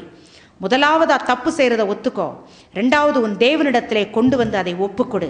ஆண்டவரே நான் தப்பு செஞ்சிட்டேன், ஆனா இனி இது என் வாழ்க்கையில நேரக்கூடாது என்று நீ ஒரு தீர்மானம் எடு. இது 3வது. சீக்கிரமா நான் முடிச்சிடறேன். ஒரு தீர்மானம் எடு. என் வாழ்க்கையில இது நேரக்கூடாது என்று தீர்மானம் எடுக்கும் பொழுதுதான் ஆவியானவர் பக்கத்துல வந்து நிற்பார். அது வரைக்கும் பிசாசு உன் பக்கத்துல நின்று கொண்டிருப்பான். உன் பக்கத்துல இந்த பக்கமும் அந்த பக்கமும் நீ அசைய முடியாதபடிக்கு பிசாசு நடந்து கொண்டிருப்பான் உன்னோடு கூடவே. எப்போ நீ தவறுகளை செய்து அது தவறு இல்லை என்று நினைத்து நீ நடக்கும் பொழுது உன் பக்கத்துல 2 பக்கத்திலும் பிசாசு தன்னுடைய தூதர்களை வைத்து உன்னை அசையும்படிக்கு காத்துக்கொள்ளுவான். அப்படியே அவனுக்கு பிரியமாதான் அசையும்படியாய் அவன் வைப்பான். நீ அவனுக்கு ஏற்ற விதமாக தான் கையை தூக்கணும், காலை தூக்கணும். அப்படியே அவன் நடத்தி கொண்டு போவான். அவன் காட்டுறதெல்லாம் நீ விரும்புகிற மாதிரி இருக்கும். அடிக்கடி அடுத்த ஸ்டெப் தவறுக்கு துணிகரமாய் போகும்படி ஏவுவான். ரொம்ப சீக்கிரமாய் சுலபமாய் அடுத்தடுத்த ஸ்டெப்புக்கு போயிட்டே இருப்பேன். ஏன்னா அவன் ஏறி வா வா வா வான்னு கூப்பிட்டுக்கிட்டே இருப்பான். ஆகவே நீயும் போயிட்டே இருப்ப. நீ ஏறி வான்னு சொன்ன நீ நினைச்சிட்டு இருப்ப அவன் மேலே தான் கூப்பிடுறான். இல்லை, அவன் கீழே கூப்பிட்டுக்கிட்டு இருக்கான். ஏறி வான்னு அவன் சொல்றதை பார்த்துட்டு நீ இறங்கிட்டு இருக்குவ. அதுவே புரியாம நீ நடந்துட்டு இருக்கிற. ஆனா அவன் மேல கூப்பிட நீ அடுத்தடுத்த ஸ்டெப்புக்கு அடுத்தடுத்த தவறுக்கு துணிச்சலாய் போய் கொண்டிருப்பாய். உரிமை வாங்கி கொண்டே போய் கொண்டிருக்கிறான். என்னைக்கு தப்பு செஞ்சேன்னு ஒத்துக்கிறியோ அன்னைக்கு நீ அந்த இடத்துல நிக்கிற, ஃபர்தரா போகல. அடுத்தது ஆண்டவர்கிட்ட கொண்டு வந்து அப்பா தப்பு செய்யறேன்ப்பா என்னால வெளியே வர முடியலன்னு சொல்லும் பொழுது உன் பக்கத்துல ஆவியானவர் வந்து நின்னுடுறாரு. ஹல்லேலூயா. அவர் வந்து நின்ன உடனே மனசுல நீ தீர்மானம் எடுக்க வேண்டும். இனி நான் இந்த தவறுக்கு இடம் கொடுக்க மாட்டேன். அதன் பிறகு கூட இச்சை வரும், அதன் பிறகு கூட ஒருவேளை நீ விழக்கூடும். ஆனாலும் ஆவியானவர் ஒத்தாசைக்கு பக்கத்துல நின்றுடுவாரு. நீ விழும்போது உன்னை தாங்குவார், மீண்டும் தவறு செய்யாமல் தூக்கி எடுப்பார். ஆனால் நீயோ you must be prepared to avoid temptation. சோதனையை விட்டு நீ விலகி ஓடுவதற்கு தயாராக இருக்க வேண்டும். வெற்றிக்கு அதுதான் வழி. 2 தீமோத்தேயு 2:22 அதைத்தான் சொல்லுகிறது. என்னவா? வாலிபத்திற்குரிய இச்சைகளுக்கு நீ விலகி ஓடு. வாலிபத்தின் பாவங்களுக்கு பக்கத்தில் நீ நின்று வேடிக்கை பார்க்கக்கூடாது. பிசாசுக்கு எதிர்த்து நில்லுங்கள், அப்பொழுது அவன் உங்களை விட்டு ஓடி போவான்னு சொன்ன அதே பவுல அப்போஸ்தலர் இச்சைக்கு மட்டும் விலகி ஓடிரு. நீ அங்க நிக்காத, சான்ஸ் கொடுக்காத. ஒரு நிமிஷம் பேசிக்கிறேன், ஒரே ஒரு நிமிஷம், அப்படி நில்லு, அங்கே நில்லு, அங்கே நில்லு, கூப்பிட்டுட்டே தான் பின்னால வருவாங்க. ஆனா ஆண்டவர் என்ன சொல்றாரு? என்ன சொல்றாரு? ஓடு, ஓட்டம், ஒரே ஓட்டம் ஓடிடு. அந்த இடத்துல மட்டும் நின்று சான்ஸ் பார்க்காத. ஒரே ஒரு சந்தர்ப்பம். இந்த செல்ஃப் கண்ட்ரோலு எங்கே ஆரம்பிக்குது? இன்னும் ஒரே ஒரு கை சாப்பாடு. சிலர்லாம் அந்த குண்டா இருக்கிறவங்க ஒல்லி ஆகணும்னு ஆசைப்படுவாங்க. ஒல்லி ஆகும் பொழுது இல்லை நீங்கள் இன்னைக்கு இவ்வளோ தான் சாப்பிடணும் அப்படின்னு சொல்லுவாங்க. அப்போ தான் ஆசை வரும், இன்னும் ஒரே ஒரு கை சாப்பாடு, இன்னும் ஒரே ஒரு இட்லி, இன்னும் ஒன்றே ஒன்று, அட ஒன்று தந்தா என்ன? அது போலத்தான் இந்த இச்சையை கொண்டு வருவான். ஒரு முறை பேசினால் தப்பா? இவ்வளோ தடவை பேசியிருக்கிறேன், இன்னும் ஒரு முறை இனிமே நான் உன்கிட்ட பேச மாட்டேன்னு சொல்றதுக்காக ஒரு தடவை பேசுகிறேன். எப்படி? இனிமே என்கிட்ட பேசாத, இனிமே நான் பேச வேண்டான்னு முடிவு பண்ணியிருக்கேன், அதை பேசிடுறேன். இப்படி தானே நம்ம நினைக்கிறோம். No, don't give Satan even one chance. ஒரு சந்தர்ப்பம் கூட கொடுக்காம விலகி ஓடுங்க. நீங்க ஓடணும்னு நினைச்சதுக்கு அப்புறம் யார் தப்பா நினைச்சா என்னங்க? இனிமே பேச மாட்டேன்னு வேற சொல்லணுமா? யார் தப்பா நினைச்சா என்ன? இது வேண்டான்னு தீர்மானம் பண்ணதுக்கு அப்புறம் யாரை நீங்க கன்வின்ஸ் பண்ண போறீங்க? நீங்க கன்வின்ஸ் பண்ண போறீங்கன்னாவே ஆயத்தமாயிட்டீங்கன்னு அர்த்தம் அடுத்த தப்புக்கு. எஸ், நீங்க யார்கிட்டயோ சொல்லி அனுப்புறீங்கன்னாவே நீங்க ரெடி ஆயிட்டீங்க அடுத்த தப்புக்கு அப்படின்னு பிசாசு கும்மாளம் போடுவான். அதனால இன்னைக்கு தீர்மானம் பண்ணுங்க, இச்சை வேண்டாம். அழுதுட்டு வேதனைப்பட்டுட்டு நரக குழினா என்னன்னு அதை சுவை பார்த்து கண்ணீர் விட்டு விட்டு கர்த்தரிடத்துல வர்றதுக்கு கர்த்தர் விரும்பல. நீ அழறதுக்கு முன்னாலேயே கர்த்தருடைய அரவணைப்புக்குள்ளார வந்துரு. அவர் உன்னை ஆற்றுவார், தேற்றுவார், காயம் கட்டுவார், மீண்டும் தூக்கி நிறுத்துவார். கண்மலை மேல நிறுத்திட்டார்னா கர்த்தர் உயர்விலே வைப்பார். ஆமென். அதனால செல்ஃப் கண்ட்ரோல் என்பது செல்ஃப் அண்டர் கண்ட்ரோல். அந்த கண்ட்ரோல் உங்க கையில வராது, ஆவியானவர் கையில ஒப்பு கொடுக்கும் பொழுதுதான். ஆவியானவர் தான் the only spirit which is completely under control. அவர் தான், he is under control. அவர் உன்னை ஆள வேண்டும் என்று நீ ஒப்பு கொடுத்து விட்டால் நீ அவரோடு ஆட்சி செய்வாய். ஹல்லேலூயா. பிசாசு ஆள வேண்டும் என்று நீ ஒப்பு கொடுத்து விட்டாய் என்றால் அவன் நசுக்கி உங்க மேல உட்கார வச்சு உங்க அழிவிலே ஆட்டம் போடுவான். எது உங்களுக்கு வேண்டும்? கர்த்தரோடு நடக்க வேண்டும். என் வாழ்க்கை கர்த்தருக்கு பிரியமாய் இருக்க வேண்டும். உங்களை படைச்ச ஆண்டவர், நீங்க இந்த தாய் தகப்பன்ட்ட தான் பிறக்க போறீங்கன்னு ஆண்டவர் உங்கள்கிட்ட சொல்லியிருந்தாருன்னா இந்த தாய் தகப்பனை எஸ்ன்னு சொல்லியிருப்பீங்களா? சொல்லுங்க பார்க்கலாம். சொல்லியிருப்பீங்களா? நிச்சயம் சொல்லியிருக்க மாட்டீங்க. அப்போ நீங்க நிச்சயமா யாருமே உங்க அப்பா அம்மாவுக்கு பிறந்திருக்க ஆசைப்பட்டிருக்க மாட்டீங்க. உங்ககிட்ட ஆண்டவர் பர்மிஷன் கேட்டிருந்தாருன்னா. இல்லையா? நீ எதிர்பாராமல் உன்னுடைய சூழ்நிலையை ஆண்டவர் உனக்கு கொடுத்தார். ஆனா உன்னை அவருடைய வாழ்க்கையோட இணைக்கும் பொழுது நீ எதிர்பாராத ஒரு ஆசீர்வாதத்தை வச்சிருக்கிறார். அவர் எங்க இருக்கிறாரோ அந்த இடத்துல நீங்க இருப்பீங்க. அல்லேலூயா. அந்த ஆசீர்வாதம் வேணும்னா அவர் எங்க உன்னை வச்சிருக்கிறாரோ அந்த இடத்துல அவருக்கு மகிமை சேர்க்க நீ வாழ வேண்டும். யாருக்கு பெருமை சேர்க்கணுமா? நான் வாழ்ற வாழ்க்கையால என் தேவனுக்கு பெருமை சேர்க்க வேண்டும். ஆமென். என் கர்த்தருக்கு பெருமை சேர்க்க வேண்டும். அப்ப கர்த்தருக்கு பெருமை சேர்க்கிறத சின்ன வயசுல உங்க இச்சைக்கு இடம் கொடுக்கறதுனால முடியுமா? சொல்லுங்களேன். முடியுமா? முடியாது. அப்போ எது எது எந்தெந்த வேலையில எப்படி எப்படி நடக்கணுமோ கர்த்தர் பிரசங்கி 3:11 அவர் அதனதன் காலத்திலே சகலத்தையும் நேர்த்தியாய் செய்வார். அப்போ உங்களுக்கு திருமண வயதுல என்ன நடக்கணுமோ அதை கர்த்தர் பார்த்துக்கிட்டுமே. நீங்க விரும்பி ஒண்ணு இந்த பூமியில பிறக்கல, நீங்க விரும்பி ஒண்ணு இந்த குடும்பத்துல இருக்கல, நீங்க பெருசா விரும்பி ஒண்ணு உங்களுக்கு ஒரு கல்யாணம் வேண்டாம், கர்த்தர் விரும்பட்டும், அது அழகா நடக்கும். ஆமென். அப்படி நீங்க ஒப்பு கொடுத்து பாருங்க. உமக்கு பிரியம்னா அது என் வாழ்க்கையில நடக்கட்டும், உமக்கு பிரியம் இல்லைனா எனக்கு அது வேண்டாம். இப்படி சொல்லி பாருங்க. நீங்க பிரியப்படுறது, நீங்க உங்க வாழ்க்கையில எதெல்லாம் நல்லா இருக்கணும்னு ஆசைப்படுறது, உங்க பெற்றோர் உங்களுக்கு எப்படியெல்லாம் இருக்கணும்னு ஆசைப்படுறது எல்லாத்தையும் சேர்த்து கர்த்தர் கொடுத்துருவார். அல்லேலூயா. அதோடு பரலோக ராஜ்யத்திலையும் கீழ்ப்படுகிறதுனால உங்களுக்கு இடத்தை கொடுத்துருவார். அல்லேலூயா. நிம்மதியை கொடுத்துருவார், சமாதானத்தை கொடுத்துருவார். எல்லாத்துக்கும் மேலே அவர் வாக்குத்தத்தம் பண்ணிட்டதுனால உன் வாழ்க்கையில் எது தப்பாக போனாலும் திரும்பவும் நேராக்கிடுவார். அல்லேலூயா. கர்த்தர் எப்படி ஆசீர்வாதங்களை கொட்டி வச்சிருக்கிறாரு. அதை விட்டுட்டு அவர் வச்சிருக்கிற பொக்கிஷத்தெல்லாம் விட்டுட்டு ரோட்டில் எதோ பளபளன்னு தெரியறதெல்லாம் எடுத்து இதுதான் எனக்கு போல் இருக்கு, இதுதான் எனக்கு போல் இருக்குன்னு நீ எடுத்து வைத்து கொண்டு ஓடினால் யாருடைய தவறு? நம்முடைய தவறு. அதனால கர்த்தர் வச்சிருக்கிற அழகான அலங்காரமான காரியம், கர்த்தருடைய கையிலே நீ ராஜ்ய முடியும் அலங்காரமான கிரீடமுமாய் இருக்கிறாய். உன் கிரீடத்தை ஒருவனும் பறித்து கொள்ளாதபடிக்கு ஜாக்கிரதையாயிரு. வெளிப்படுத்தல் 3:11 ஆண்டவர் சொல்றார், உன் கிரீடத்தை யாரும் எடுத்துட்டு போயிடக்கூடாதான். உனக்குன்னு ஒரு கிரீடம் வச்சிருக்கிறார் ஆண்டவர். நீ அது எனக்கு வேண்டான்ட்டானா அதை அவர் வேற யாருக்காவது கொடுத்து அழகு பார்த்துருவார். அதனால கர்த்தர் உனக்கு வச்சிருக்கிறாரே கிரீடம், கர்த்தர் கையில நீதான் அலங்காரமான கிரீடம். ராஜமுடி, ராஜாவுக்கு இருக்கிற தலையில இருக்கிற கிரீடமா நீ. அல்லேலூயா. அப்போ ராஜ முடியா நான் இருக்கணும்னா, கர்த்தர் கையில் அலங்காரமான கிரீடமா நான் இருக்கணும்னா அவர் பிரியத்தில் நான் நடக்கணும். ஆமென். அதை விட்டுட்டோன்னா உன் கிரீடத்தை யாரோ பறிச்சுட்டு போயிடுவாங்க. நம்ம ஜெபிப்போம், எப்படி ஜெபிப்போம்? ஆண்டவரே, உங்க சித்தம் இல்லாமல் எதுவும் எனக்கு நடக்கக்கூடாது. உங்க சித்தப்படி நீர் யாரை காட்டுகிறீரோ அவரைத்தான் நான் திருமணம் செய்வேன், அவளைத்தான் நான் திருமணம் செய்வேன். ஆனா உங்க சித்தப்படி அந்த எதிர் வீட்டு ராஜனை எனக்கு கல்யாணம் பண்ணி கொடுங்க, எதிர் வீட்டு குப்பண்ணாவை எனக்கு கல்யாணம் பண்ணி கொடுங்க, எதிர் வீட்டு ராமசாமியை எனக்கு கல்யாணம் பண்ணி கொடுங்க, அல்லது தம்பிங்க எதிர் வீட்டு மேரி எனக்கு கல்யாணத்துக்கு வரணும், அல்லது எதிர் வீட்டு சரஸ்வதி என்னை கல்யாணம் பண்ணிக்கணும் அப்படின்னு ஆசைப்படாதீங்க. தேவனுடைய பிள்ளையே, ஆண்டவர் விரும்புகிறது என்றால் அது அவருடைய விருப்பமாய் இருக்கட்டும்.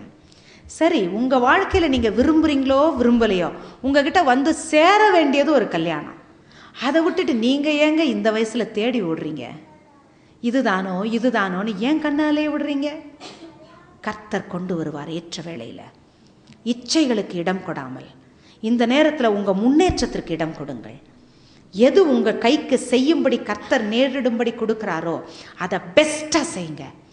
படிக்கிறீங்களா? பெஸ்ட்டாக படிங்க. அதில் நல்லா முன்னால் வரணும்னு நினைங்க. ஏதாவது ஒரு விதத்தில் எனக்கு படிப்பு வரலை, நான் படித்தாலும் மண்டையில் ஏறலைன்னா, நான் முதல்ல சொன்னேன் ஒரு காரணம், வேற என்னமோ ஏறிட்டு இருக்குன்னு. ஒருவேளை உங்களுக்கு அது இன்னும் அதுக்கு மேலே நான் முயற்சி செய்தும் எனக்கு முடியலை.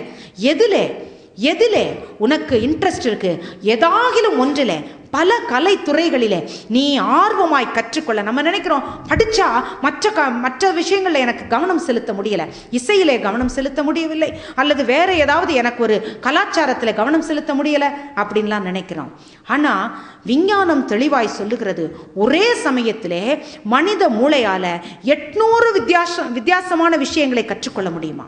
எப்படி? 800 different things you can learn. நம்ம நினைக்கிறோம் மூளை குழம்புது, 2 சப்ஜெக்ட் படித்தா 3வது சப்ஜெக்ட் மண்டையில் ஏற மாட்டேங்குது, இல்லை? ஆனால் ஒரே சமயத்தில் 800 விஷயங்களை நாம் கற்றுக்கொள்ள முடியும். அப்படி ஆண்டவர் மூளையை விசித்திர வினோதமாய் உருவாக்கி இருக்கிறார். உனக்கு அவ்வளவு காரியங்களை கற்றுத்தரும்படி கர்த்தர் விரும்புகிறார். ஏராளத்தை வைத்திருக்கிறார். நீ இந்த வயதிலே உன்னுடைய எண்ணங்களை எதிலையோ அலைய விடுவதை நிறுத்திவிட்டு ஏதாகிலும் ஒரு துறையிலே படிப்பு தவிர வேறொரு எக்ஸ்ட்ரா கரிக்குலர் ஆக்டிவிட்டி ஏதாகிலும் ஒன்றிலே நீ திறம்பட முன்னால் வருவதற்கு உன் கவனத்தை செலுத்து. எதை கற்றுக்கொண்டாலும் ஆர்வத்தோடு கற்றுக்கொள். எல்லா கலைகளையும் கற்றுக்கொள்ள முயற்சி செய். இங்கே எத்தனை பேர் இங்கே செல்ஃபோனில் மற்றவங்களோட பேசுனதே இல்லை? எனக்கு சொல்லுங்களேன். ஏறத்தாழ எல்லாரும் பேசுகிறீங்க. இப்போ சொல்லுங்கள், எத்தனை பேருக்கு சமைக்க தெரியும்? எத்தனை பேர் அப்பா அம்மா செய்கிற தொழிலை செஞ்சிட்ருக்கிறீங்க? தெரியலல்ல. வாழ வேண்டிய கலை தெரியவில்லை. வாழ்க்கைக்கு உதவாத பழக்க வழக்கம் எதற்கு நமக்கு? வெக்கமா இருக்குல்ல. குடும்பத்தில் என்னென்ன நடக்கிறது, எப்படி நடக்கிறது, ஒரு மாதத்தில் என்ன செலவாகிறது, எப்படி செலவு செய்ய வேண்டும், என்னென்ன வாங்க வேண்டும், எதை ஒதுக்க வேண்டும், யாருக்காவது தெரியுமா? ஒரு மாச சம்பளத்தை கையில் கொடுத்தா அதை முறையாய் உருப்படியாய் ஒரு மாசத்தில் கரெக்டாக செலவு செய்ய எத்தனை பசங்களுக்கு தெரியுங்க? எத்தனை பெண் பிள்ளைகளுக்கு தெரியும்? வாழ்க்கையில் எதையுமே கற்றுக்கொள்ளாமல் ஆசையில் யாரையோ பார்க்கறதையும் பேசுறதையும் மட்டும் கற்றுக்கொள்ள ஆசைப்படுகிறீர்களே, அது நீங்கள் சொல்லி கொடுக்காமலே சின்னஞ்சிறுசுகளுக்கெல்லாம் வருது. அதை போய் நீங்கள் என்ன கற்றுக்க போகிறீங்க? செல்ஃபோனை கையில் எடுத்தால் 3 மணி நேரம் 4 மணி நேரம். யார் காசு செலவாகுது? நீங்கள் சம்பாதிச்ச காசா? நீங்கள் சம்பாதிச்ச காசா? நீங்கள் சம்பாதிச்சா செல்ஃபோன் வாங்குனீங்க? இல்லை. எதை உபயோகப்படுத்தி கொண்டு இருக்கிறீர்கள்? அதை எப்படி உபயோகப்படுத்துகிறீர்கள்? கர்த்தருக்கு கணக்கு கொடுக்க வேண்டும். நீ பேசுகிற ஒவ்வொரு வார்த்தையும் குறித்து நியாய தீர்ப்பு நாளிலே நீ பதில் சொல்ல வேண்டும். இன்னைக்கு சும்மா ஜாலிக்கு தான் நீ பேசுறேன்னு சொல்றியா? யாருக்காவது நீ பொய்யாக வாக்குத்தத்தம் கொடுத்து கொண்டு இருக்கிறாய் என்றால் அதுக்கும் கணக்கு கொடுக்கணும் கர்த்தர்கிட்ட. எத்தனை பேர்கிட்ட பொய்யா வாக்கு கொடுக்கிறது? எத்தனை பேர்கிட்ட தவறாய் பழகுவது? எத்தனை பேச்சுக்கள்? மிதமிஞ்சிய பேச்சிலே பாவம் இல்லாமல் போகாது. அப்ப நீ மிதமிஞ்சி பேசினா பேச்சில் கூட பாவம் இருக்கிறது. முதல்ல கைகளிலே உபகரணங்கள் கொடுக்கப்படுகிறது என்றால் அதை வேற்றுப்பாளரோடு இச்சைக்கு செலவழிப்பதற்கு முற்றுப்புள்ளி வையுங்கள். கர்த்தர் உங்களோடு பேசுகிறார். அழுக்குகளை வீணா இருதயத்தில் சுமக்காதீங்க. யாரோ பேசினதை நினைச்சு நினைச்சு நினைச்சு அவளை இடிச்சிட்டு அவளை நினைச்சுக்கிட்டு உரலை இடிச்ச கதையா? அவள் வருது அவள் இருக்கு நினைச்சிட்டு வெறும் உரலை இடிச்சுக்கிட்டு இருந்தா என்ன இருக்கும்? அதுபோல இடித்து கொண்டிராதீர்கள். இன்றைக்கு ஆண்டவர் உங்களோடு பேசுகிறார். தேவையில்லாத காரியத்தை மனசுக்குள்ளார அசை போட்டு உன்னுடைய எதிர்காலத்துக்கும் முன்னேற்றத்துக்கும் தடையாக இருக்கிற உன்னுடைய பாடம், உன்னுடைய வாழ்க்கை கல்வி எல்லாவற்றையும் நீ கற்றுக்கொள்ளாமல் வெறுமனே நீ வாழ்கிறாயே. நீ வாழ்கிறதுனால இப்படி நீ செய்து கொண்டிருக்கிறாய். இதனால யாருக்கு பிரயோஜனம்? ஒருத்தருக்கும் பிரயோஜனம் இல்லாமல் வாழ்கிறதுனாலே என்ன பலன்? அருமையான தேவனுடைய பிள்ளையே, இச்சையினால் நீ பேசுகிற பேச்சு அது உனக்கு வருத்தத்தை கொண்டு வரும், பிசாசுக்கு கொண்டாட்டத்தை கொண்டு வரும். யாரை கொண்டாட வைக்க போறீங்க இங்க? யார? தீர்மானம் எடுங்கள். கர்த்தர் உங்க கையில வாழ்க்கையை கொடுத்திருக்கிறார். அழகாய் அமைத்து தர கண்மலையாகிய கிறிஸ்துவை நாடி ஓடி வாருங்கள். உள்ளத்துல மறைவான பாவம் வைத்திருந்தீங்கன்னா இன்னைக்கு சொல்லுங்க. இதுவரைக்கும் யார்கிட்டையும் சொல்லாத பாவம் நான் வச்சிருக்கிறேன், உங்ககிட்ட சொல்றேன் பான்னு இன்னைக்கு ஒப்பு கொடுப்பீங்களா? யார்கிட்டையும் சொல்லாத எத்தனையோ ரகசியங்களை புதைச்சி வச்சிருக்கிறேன். நீங்க வாலிப வயசுல அதை அப்படியே ஏசப்பாட்டை ஒப்பு கொடுப்பீங்களா? நீங்க ஒரு விசை உங்க உள்ளத்தை திறந்து ஒப்பு கொடுக்கும் பொழுதே அவருடைய இரத்தத்தால் அதை கழுவுவார். உங்களுக்காக பாடுபட்ட நேசர். நீங்க ஒரு முறை ஏசப்பான்னு கூப்பிட்ட மாத்திரத்துல உங்க வாழ்க்கையை சீராக்க ஆசைப்படுகிறவர். உங்களுக்காக தன்னை அளித்த ஆண்டவர் இயேசு கிறிஸ்து உங்களுக்கு சந்தோஷத்தை தராம வேற யாருக்கு தரப்போறார்? அதனால அப்பா, உங்களால் போதிக்கப்பட என்னை ஒப்பு கொடுக்குறேன்னு சொல்லலாமா? அவரிடத்துல ஒப்பு கொடுப்போம். எல்லாரும் ஒரு விசை எழுந்து நின்று ஆண்டவர்கிட்ட, அப்பா, இதுவரைக்கும் நான் யாருக்கும் தெரியாதுன்னு மறைச்சு வாழ்ந்த ஆண்டவரே, எத்தனையோ காரியங்கள் இருக்குதுப்பா, உங்கள் கையில் ஒப்பு கொடுக்குறேன். ஒரு தீர்மானம் எடுக்கிறேன். அப்பா, நான் ஒத்துக்கிறேன், நான் தப்பு செஞ்சிட்டேன்னு. உங்கள் கையில் நான் என்னை ஒப்பு கொடுக்குறேன். I am going to bring it to my Lord. இன்னைக்கு ஒரு தீர்மானம் எடுக்க போகிறேன். இனி அந்த பக்கம் திரும்புவதில்லை.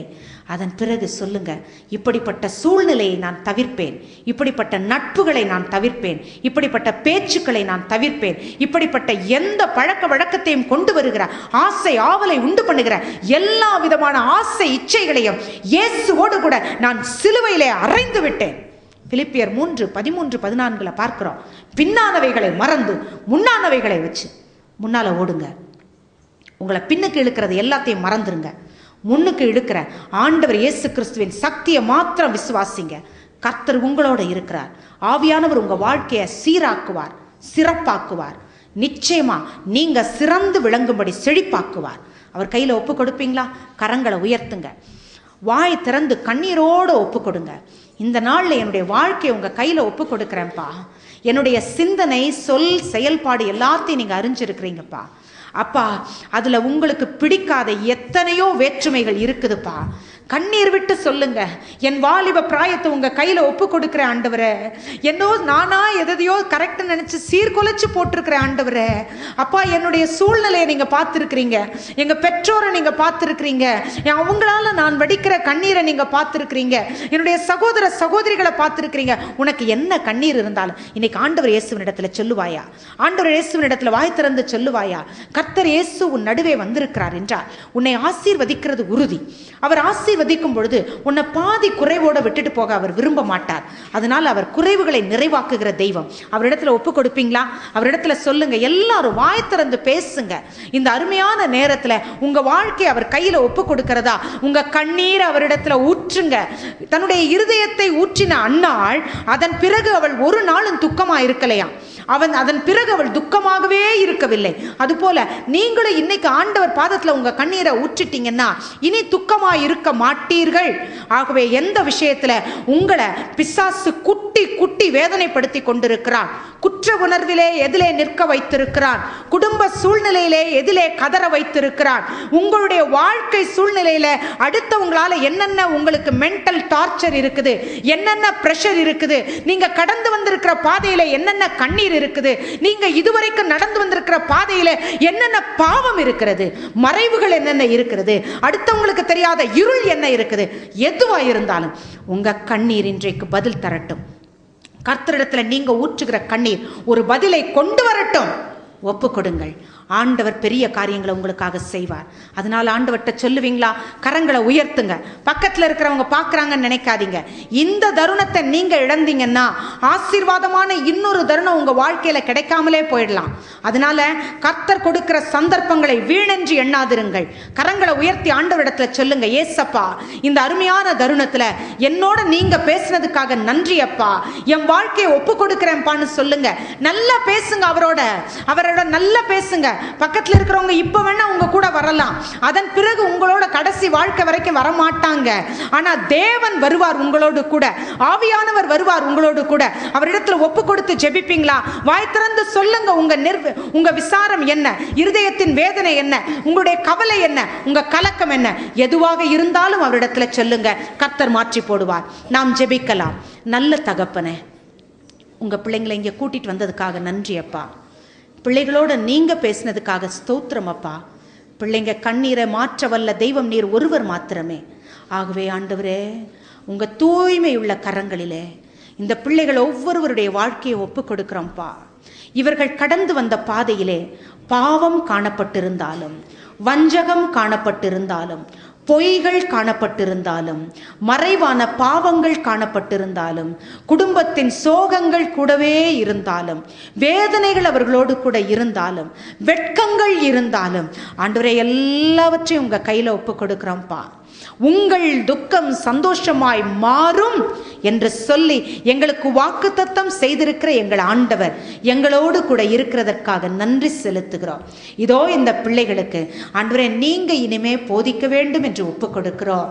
ஆண்டவரே, கர்த்தரால போதிக்கப்பட்ட பிள்ளைகளுடைய சமாதானம் பெரிதாய் இருக்குமே. இந்த பிள்ளைகளுடைய தெய்வீக சமாதானம் ஆட்கொள்ளட்டும் ஆண்டவரே. ஒவ்வொருவரையும் ஆசீர்வதியும், ஒன்றிலும் குறைவில்லாமல் நடத்தும். வாலிப பிராயத்திலே சிருஷ்டிகரை நினைக்கும் பொழுதே அவங்க வாழ்க்கை மேன்மையானதா இருக்குமே அப்பா. கால்களுக்கு தீபமும் பாதைக்கு வெளிச்சமுமான கர்த்தருடைய வேத வசனமாகிய விளக்கை இந்த பிள்ளைகள் கைகளிலே ஏந்தி கொண்டு செல்ல, போகிற பாதையிலே இருக்கிற இருளில் எல்லாம் கர்த்தருடைய வேத வசனமாகிய வெளிச்சத்தை கொண்டு செல்ல கர்த்தர் உதவி செய்திரலும். வாழ்நாளெல்லாம் இவர்களை வெளிச்சம் தொடர்வதாக. இருளின் ஆதிக்கங்களுக்கு இயேசுவின் நாமத்திலே இந்த நாளிலே நாங்கள் முற்றுப்புள்ளி வைக்கிறோம். ஆண்டவர் இயேசு கிறிஸ்துவின் நாமத்திலே பிள்ளைகளுக்கு ஒரு விடுதலையை சொல்லுகிறோம். ஆவியானவர் எங்கே உண்டோ அங்கே விடுதலை உண்டு. ஆகவே இந்த வேளையிலே எங்கள் நடுவே அசைவாடுகிற ஆவியானவர் பிள்ளைகளுக்கு கொடுக்கிற விடுதலைக்காய் ஸ்தோத்திரம் செலுத்துகிறோம். பிள்ளைகள் வாழ்ந்து செழித்திருக்கட்டும், பெற்றோருக்கு பெருமை சேர்த்து கொடுக்கட்டும். வயலிலே தகப்பனே தங்களது வேலையை அவர்கள் நிலைப்படுத்தி வீட்டை கட்டுகிற பக்குவத்தை கர்த்தர் சொல்லிக் கொடுத்ததற்காய் ஸ்தோத்திரம். பலப்படுத்தி ஆசீர்வதித்து நடத்தும். உம் நன்மையும் கிருபையும் பின்னாலே வருகிறதை பிள்ளைகள் வாழ்நாளெல்லாம் கண்டு உமக்கு மகிமை செலுத்தட்டும். இந்த பிள்ளைகளுடைய பாதைகள் நெய்யாய் பொழிவதாக. கர்த்தர் தாமே வேலையிட்டு இவர்களை பாதுகாத்தருளும்படி செபிக்கிறோம். உம்முடைய உன்னத கரத்தினால் அணைத்தருளும். உம்முடைய பாதை ஆண்டவரே தகப்பனே இவர்கள் நேராய் நடந்து செல்ல கர்த்தர் தாமே கிருபை அருளும். பிசாசு கொண்டு வந்து போடுகிற எல்லா அந்தகார நாட்டங்களிலிருந்தும் ஆசை இச்சைகளிலிருந்தும் உடைய பிள்ளைகள் ஒவ்வொருவருக்கும் இயேசுவின் நாமத்திலே விடுதலையை சொல்லுகிறோம். ஆசீர்வதிக்கிறதற்காய் நன்றி. பலப்படுத்தி நடத்தும் மீட்பர் இயேசுவின் உன்னத நாமத்தில் ஜெபம் கேளும் ஜீவனுள்ள நல்ல தகப்பனே, ஆமென். ஹல்லேலூயா. பரிசுத்த ஆவியே, பலமுள்ள ஆவியே, உம்மில் மகிழ்ந்து